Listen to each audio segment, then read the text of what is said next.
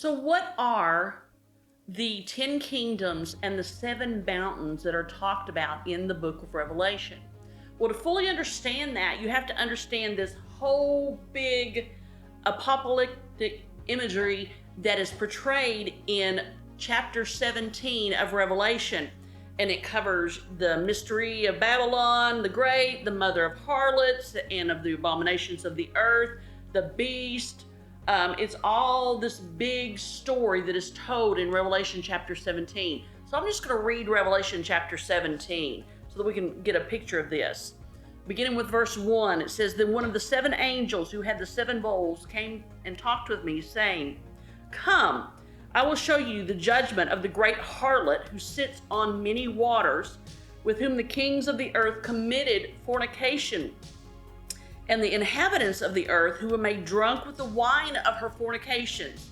So he carried me away in the spirit into the wilderness, and I saw a woman sitting on a scarlet beast, who was full of names of blasphemy, having 7 heads and 10 horns. The woman was arrayed in purple and scarlet, and adorned with gold and precious stones and pearls, having in her hand a gold cup full of abominations and the filthiness of her fornication. And on her forehead a name was written, Mystery, Babylon the Great, the mother of harlots and of the abominations of the earth. And I saw the woman drunk with the blood of the saints and with the blood of the martyrs of Jesus. And when I saw her, I marveled with great amazement. But the angel said to me, Why did you marvel? I will tell you the mystery of the woman and of the beast that carries her, which has the 7 heads and the 10 horns.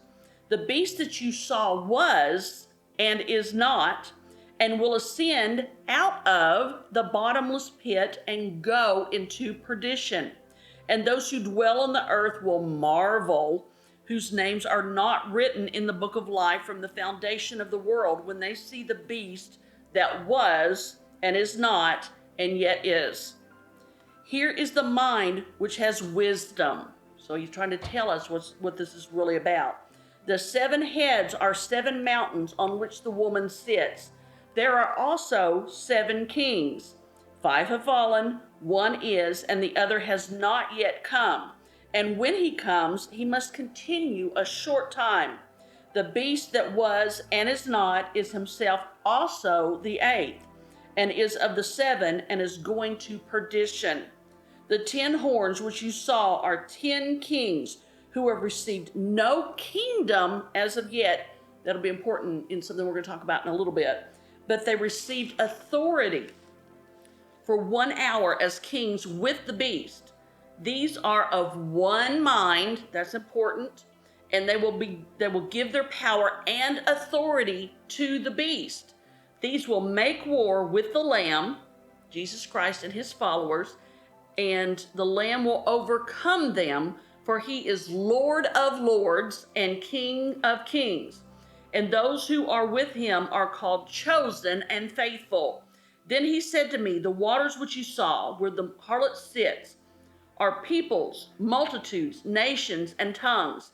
And the 10 horns which you saw on the beast, these will hate the harlot, make her desolate and naked, and eat her flesh, and burn her with fire. For God has put into their hearts to fulfill his purpose, to be of one mind, and to give their kingdom to the beast until the words of God are fulfilled. And the woman whom you saw is that great city which reigns over the kings of the earth. Man, there's a lot in this stuff. There is so much in this. So basically, what we're looking at is Babylon the Great, the mother of harlots, the abomination of the earth, is basically a one world idol worshiping religion that is raised up in the last days. The beast, the Antichrist, will support this false religion for a little while, but then he of course wants that worship for himself.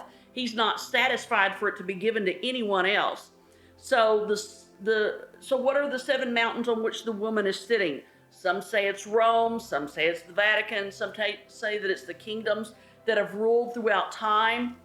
There's 7 mountains of influence. Have you heard of that phrase? That's kind of popular now in some religious circles. The part that I want to bring attention to is the 10 horns, the 10 kings without kingdoms, with no kingdoms. They have power and authority, and they hand their power and authority over to the beast.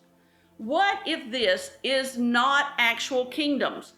But what if it's heads of world power structures like the internet or tech systems or something like that? Because it says that it's kings with no kingdoms. So that doesn't necessarily mean that it's national countries, that it's actual kingdoms with domains. And here's the truth. I don't know. That's just something that I'm speculating. So who are the kingdoms? I don't know. What are the 7 mountains? I don't know. Who is Babylon? I don't know. Who is the Antichrist? I don't know. What is the mark of the beast? I don't know.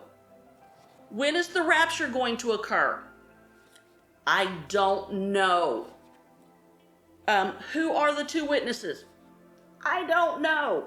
And see, here's the thing that I want us to keep in mind. If you look back to the first coming of Jesus, when he came upon the earth, you know, the Pharisees, the Sadducees, the teachers of the law, all of those that studied diligently for the coming of the Messiah, they were the ones that missed it. They didn't get it. They studied the hardest, they thought they knew the most, and they didn't get it. And so I caution us who are immersed in the study of Revelation to remember the lessons of the first time around. The ones that studied it the hardest missed it. So let's make sure that we keep our eyes on Jesus and not worry so much about the specifics, but worry about or be concerned about making sure that our heart is right with him.